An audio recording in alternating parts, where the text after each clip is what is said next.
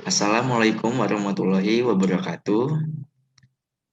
Kami di sini dari kelompok gel mata kloramfenikol beranggotakan Sherly Aelda Anuzar, Vini Nur Alfaini, Rosa Afriliani, Silvi Kurniasih, Abdul Rashid, Akmal Syahabudin, dan saya sendiri Muhammad Fadil Safari.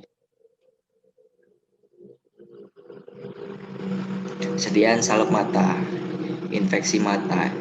Infeksi pada mata terjadi karena salah satu faktor yaitu paparan lingkungan. Kondisi ini dapat menyebabkan gangguan pada fungsi mata. Dapat juga menyebabkan peradangan pada kornea. Hidrogel. Hidrogel merupakan salah satu sediaan yang digunakan secara topikal. Dapat memperpanjang waktu retensi obat, mampu menyerap air dalam jumlah besar.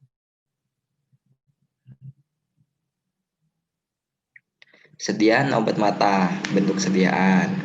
Sediaan gel untuk pengobatan mata harus bebas dari mikroba dan harus dibuat steril. Biasanya digunakan untuk pengobatan bagian permukaan mata atau bagian dalamnya. Bentuk sediaan ini selain larutan dapat berupa suspensi atau salep.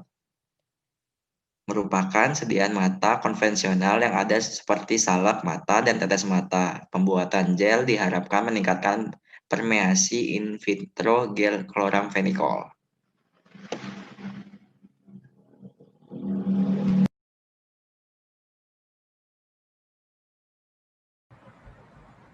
Formula sediaan yang akan dibuat yaitu zat aktifnya kloramfenikol 0,5% dan zat tambahannya HPMC 0,2%. Disesuaikan, kita membuat 4 formula, 0,2%, 0,3%, 0,4%, dan 0,5%. Kemudian ada propilen glikol 5%, gliserin 2%, twin 80 0,5%, dan metil paraben 0,02%, buffer fosfat pH 6,8 5%, dan aquades at 100%.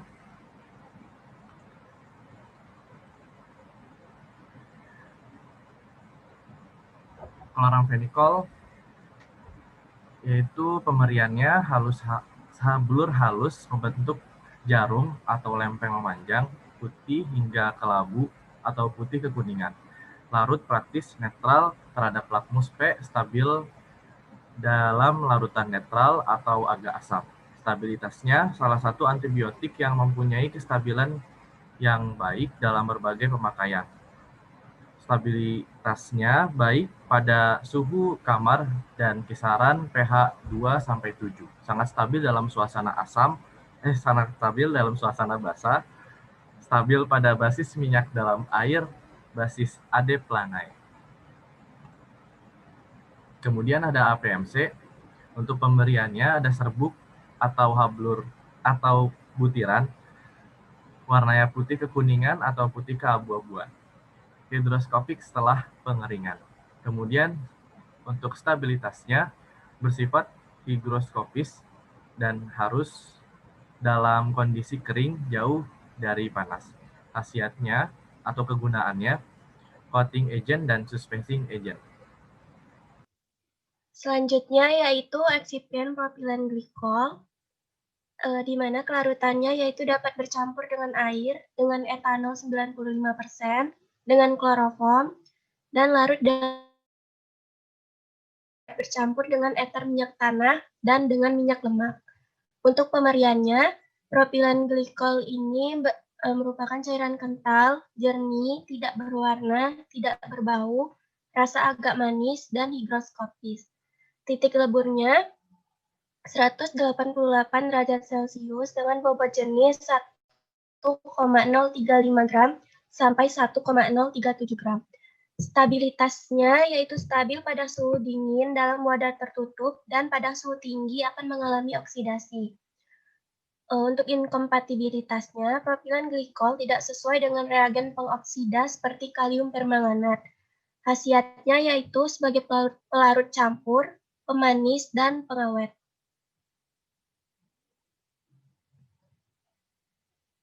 Selanjutnya yaitu gliserin. Pemberiannya cairan seperti sirup, jernih, tidak berwarna, tidak berbau, manis diikuti rasa hangat, higroskopis. Jika disimpan beberapa lama pada suhu rendah dapat memadat, membentuk massa hablur yang tidak berwarna, yang tidak melebur hingga suhu mencapai 20 derajat Celcius. Kelarutannya yaitu dapat bercampur dengan air dan etanol 95%, praktis tidak larut dalam kloroform, ether, dan dalam minyak lemak. Titik leburnya yaitu 290 derajat Celcius dengan bobot jenis 1,2656 sampai 1,2620 gram kubik. Stabilitasnya, gliserin bersifat higroskopis. Gliserin murni tidak rentan terhadap oksidasi oleh atmosfer dalam kondisi penyimpanan biasa, tetapi terurai pada pemanasan dengan evolusi acrolein beracun. Campuran gliserin dengan air, etanol 95% dan propilen glikol stabil secara kimiawi. Untuk inkompatibilitas dan khasiatnya, gliserin dapat meledak jika dicampur dengan oksidator kuat seperti kromium trioksida, kalium klorat, atau kalium permanganat.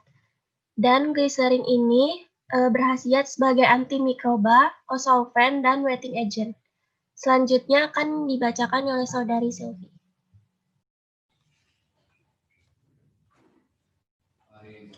Eksipien yang selanjutnya ada Twin 80. Kelarutannya ini sangat mudah larut dalam air, larut dalam etanol, tidak larut dalam minyak mineral. Pemeriannya cairan seperti minyak, jernih berwarna kuning muda, bau khas lemah, rasanya pahit dan hangat. Bobot jenisnya itu 1,065 sampai 1,095 gram. pH-nya 6 sampai 8. Stabilitasnya stabil terhadap elektrolit dan dalam asam serta basa lemah perlahan-lahan akan terbentuk saponifikasi dengan asam kuat dan basa kuat. Inkompatibilitasnya dapat terjadi pengendapan dan pelunturan warna dengan beberapa zat khususnya fenol, tanin, tar seperti metanial, aktivitas antimikroba oleh bahan pengawet paraben dengan menurunkan konsentrasi polisorbat. Khasiatnya itu sebagai suspending agent dan emulgator.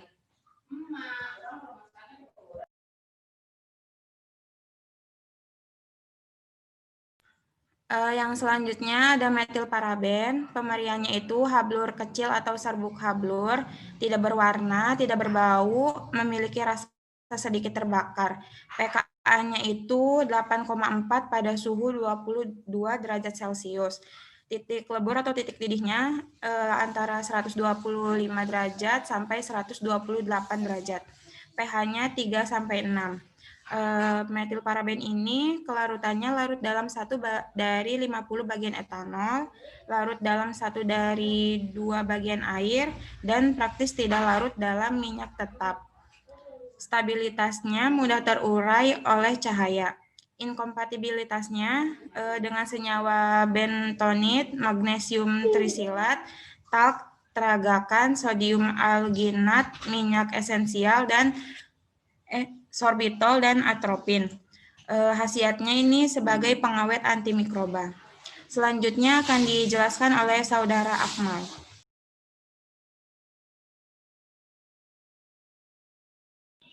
Eksipien selanjutnya yang akan digunakan yaitu Aquades. Aquades ini memiliki pemerian cairan jernih, tidak berwarna, tidak berbau, dan tidak mempunyai rasa.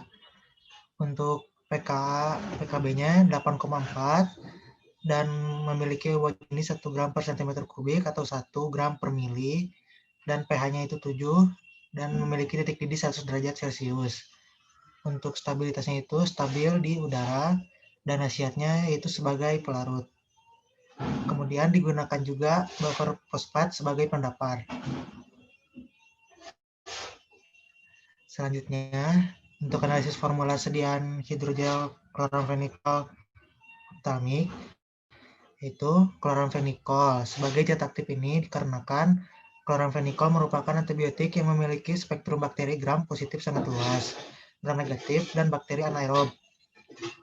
HPMC dipilih sebagai gelling agent dikarenakan HPMC ini memiliki sifat yang tahan terhadap fenol dan stabil pada pH 3-11. Dan PPG digunakan sebagai humektan yang menjaga kestabilan sediaan, mengadsorpsi lembab, mengurangi kadar air, dan melembabkan kulit.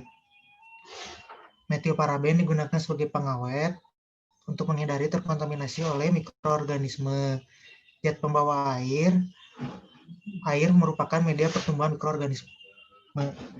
Dan untuk tim 20 digunakan sebagai emulgator. Mekanismenya itu menurunkan tegangan permukaan agar kedua fase bisa bercampur. Selanjutnya akan dibacakan oleh saudari Vivi.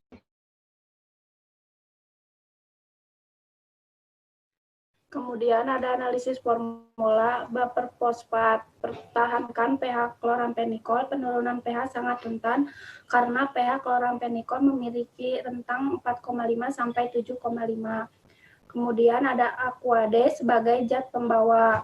Konsentrasi HPMC berbeda-beda. Formulasi hidrogel ini dibuat dengan konsentrasi 0,2%, 0,3%, 0,4%, dan 0,5%.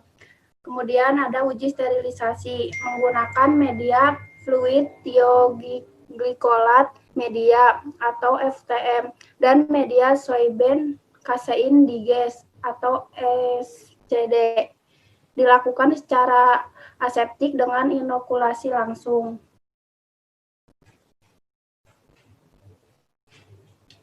Kemudian ada evaluasi sediaan. Sediaan hidrogel optalmik yang mengandung kloramfenikol dilakukan beberapa evaluasi, yaitu pemeriksaan organoleptik, pengukuran pH, pengukuran viskositas, penentuan kloramfenikol, tes sterilitas, dan tes potensial. Uji organoleptik untuk memeriksa kesesuaian spesifikasi yang telah ditentukan pada formulasi. Pemeriksaan menggunakan panca indera pada hasil produksi hari ke-1, 3, 7, 14, 21, dan 28. Hasilnya, keempat formula tidak mengalami perubahan, tetap bening dan tidak berbau.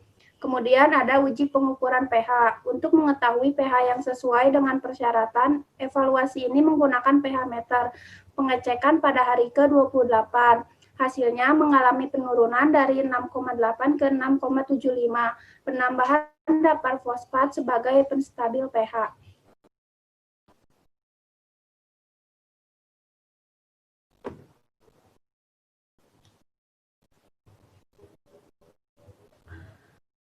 Kemudian pengukuran viskositas, mengukur tingkat viskositas yang berpengaruh pada penggunaan dengan menggunakan gaya spindle.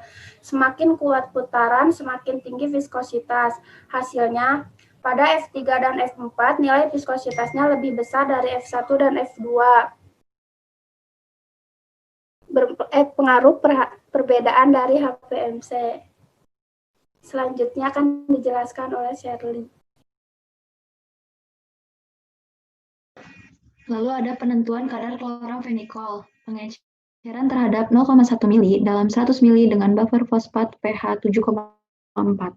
Analisa aspor menggunakan spektrofotometri UV-VS pada panjang gelombang 280 nanometer. Hasil kadar relatif besar antara 120,45% sampai dengan 124,32%. Tetap memenuhi syarat dikarenakan tidak kurang dari 90% dan tidak lebih dari 130 dari jumlah pada etiket. Lalu ada uji sterilisasi. Menggunakan media fluid thioglycolate media dan media soybean kasein DD, uji dilakukan secara aseptis. Inokulasi langsung pada setiap sediaan ke dalam tabung FTM dan SCD. Inkubasi 30-35 derajat Celcius dan 20-25 derajat Celcius selama tidak kurang dari 14 hari. Pengamatan sediaan dilakukan pada tabung uji tes setiap hari ke-14, 17, dan 19. Hasilnya tidak ditemukan adanya pertumbuhan mikroorganisme, tidak ditumbuhkan kekuruhan juga. Yang terakhir ada uji potensial. Menghitung nilai potensi sediaan terhadap bakteri E. coli yang sebanding dengan nilai potensial kloramfenikol sebelum digunakan dalam formulasi. Hasilnya, sediaan mempunyai potensi membunuh atau menghambat pertumbuhan mikroba. Sekian presentasi dari kami, kurang lebihnya mohon maaf. Wassalamualaikum warahmatullahi wabarakatuh.